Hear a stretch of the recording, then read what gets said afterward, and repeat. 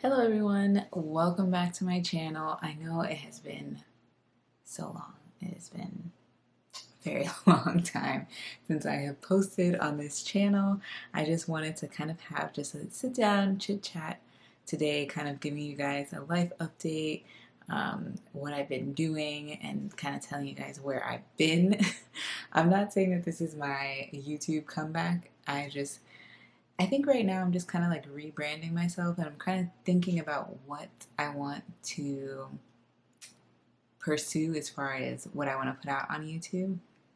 So that is to be decided. But anyway, let's get into today's video. So for those of you guys who are new here, my name is Brittany, also known as Natural Beauty Basics. I started this channel initially just to share my love of DIY skincare, beauty, hair care, and all of those things.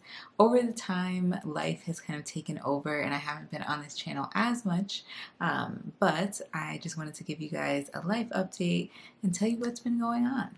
So, if you do not know or haven't watched my previous videos, I am a surgical resident. I finished medical school, so I am an MD, a doctor. But once you finish residency, you then go on, not residency, once you finish medical school, you then go on to do a residency. So for the past, really dog, you want to bark right now? Really? Anyway. So I did my first year of residency and I'm completing my second year now. And what a ride it has been. I am actually a preliminary surgical resident, meaning that my position is not guaranteed at the program that I was at and currently at, meaning after your year, you then search for a categorical or permanent position at different residencies. Surgical residency is 5 years in total, and like I said, I'm on year 2, and it has been a journey. If anyone else is in this situation, let me know down below. I can give you all of the tips and all of the advice and the support that you may need. It has definitely been a tough journey. I feel like my first year really taught me a lot of things. And there was a lot of things in the last year that I really just defined who I was, define my character, define the type of physician that I want to be, and the type of person that I just want to be in general.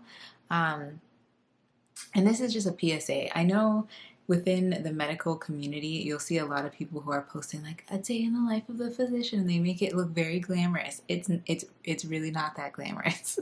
The day-to-day is a lot of waking up early, going to sleep late, not getting a lot of sleep, not eating. I mean, especially within surgery. In some of the other medical residencies, it's not as grueling, but definitely within the surgical residency, it can be really tough. I know some people may be asking, why surgery? I get that question all the time. They're just like, people will say, why don't you want to do family medicine? Why don't you want to do pediatrics? Well, for me, I did enjoy those specialties, but for me, I thought that there's no comparison to the abilities that you have as a surgeon when it comes to understanding medical management for your patients, but also being able to understand surgical management. So being able to identify that problem and address it right then and there. And I love that aspect of it. You are also, you have so much variability in the patients that you treat. You can choose to be a general surgeon and see adults. You can choose pediatric surgery, work with kids.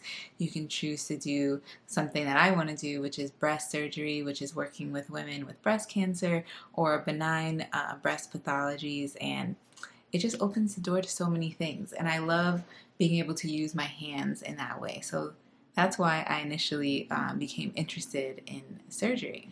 But yes, so going throughout residency, a lot of people don't talk about all of the stressors that come with it. And like I said, especially in a specialty like surgery, yes, there are great surgical programs that are very supportive and very well-rounded and really pursue wellness and making sure that their residents are in a very healthy environment. That's not where I was for my first year. My first year, like I said, I feel like I went through the ringer.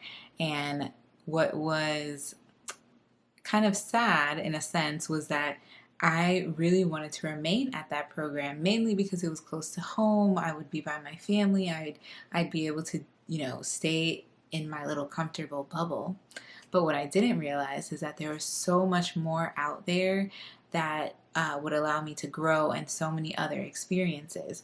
So my journey actually took me all across the country. I am from South Florida originally, and I accepted a position in the Midwest for my second year. And all of this kind of came about very last minute. Like, I had within maybe 2, 3 weeks to move from South Florida all the way to the Midwest by myself and find a place to live and do all those things. And by the grace of God, everything fell into place. I found an apartment. I was able to move. The moving process was horrendous. I will tell you that now.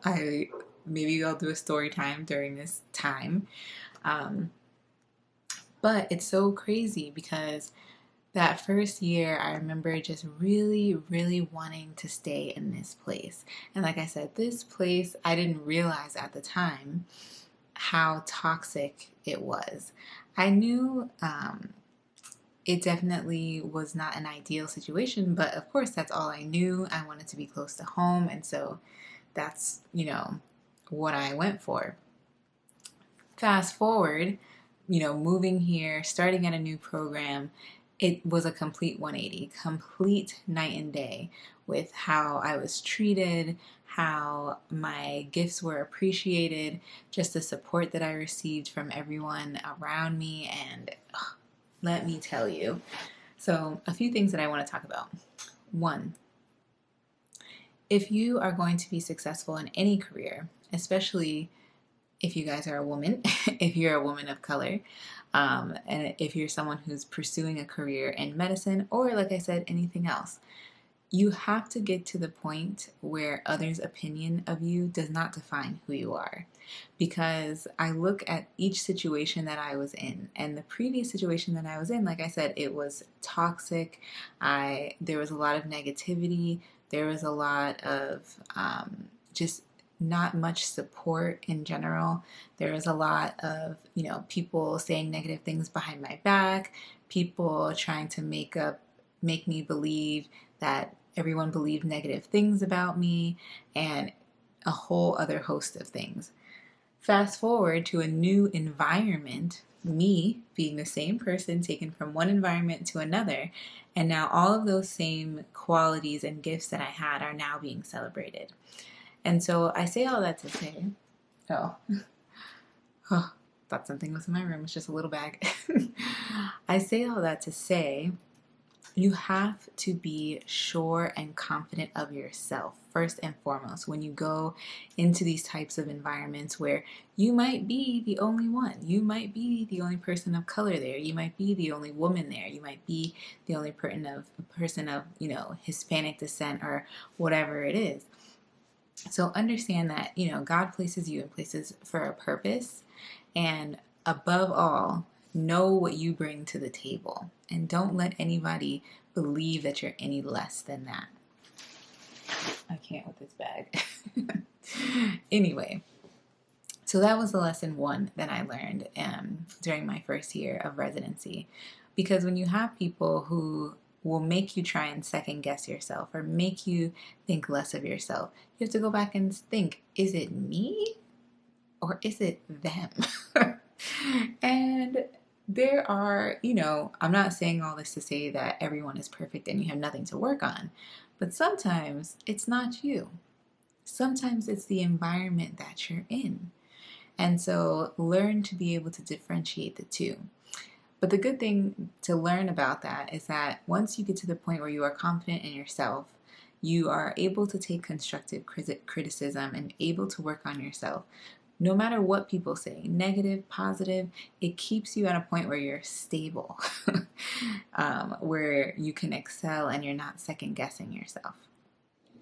The second thing that I have learned over this course is you just have to keep going. There are going to be tough days. There are going to be days that you want to quit, that you want to give up, that you feel like nothing that you're doing even matters, But at the same time, you just have to get up, keep going, keep pushing towards your dream, have a vision, know what you're going towards, know what your end goal is. Take the time to feel and express your emotions, talk to your friends, go to therapy, do the things that you need to do. But in the same breath, keep going. Because I think about all of the thoughts that I had last year when I was in this toxic situation. And now I look back and I'm like, I am so much happier. I am so proud of myself for the things that I have accomplished and the things that I have done. And I'm so grateful for those experiences because I would not be who I am today had I not experienced those things. So yes, that was just a little pep talk there. But yes, so the update on my life is that I have moved cross country, cross time zones, cross climates. I experienced my first winter this year, and Lord, I went from sunny South Florida to this winter, the coldest it was, -9 degrees. I'm not used to this. I feel like I'm in Alaska. What the heck? Oh my God.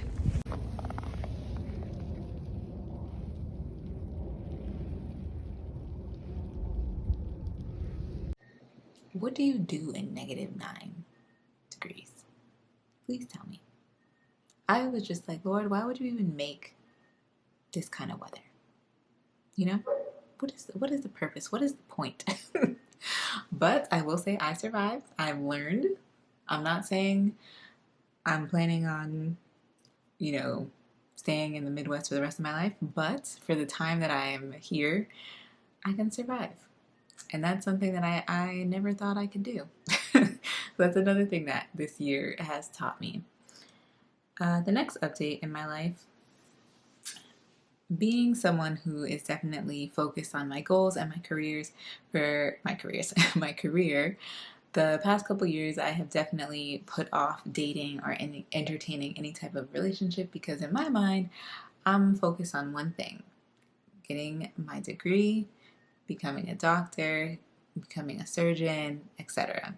And I know there's people who can do multitask, have their relationships, do all of those things. But for me, I know that I'm the type of person that I invest a lot in my relationships. I am more of an introvert.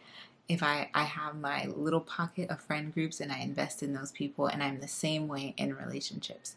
And so I knew if I were to pursue a relationship with someone, it would take away from this process that I'm currently undergoing. However, in the past 2 years, I have re-entered the dating scene, and let me tell you, it is ghetto. It is ghetto out here. And I know you other single ladies, single men feel me. The dating pool is trash. And I know, like somewhere out there at the ends of the earth, there are good men. But the great majority,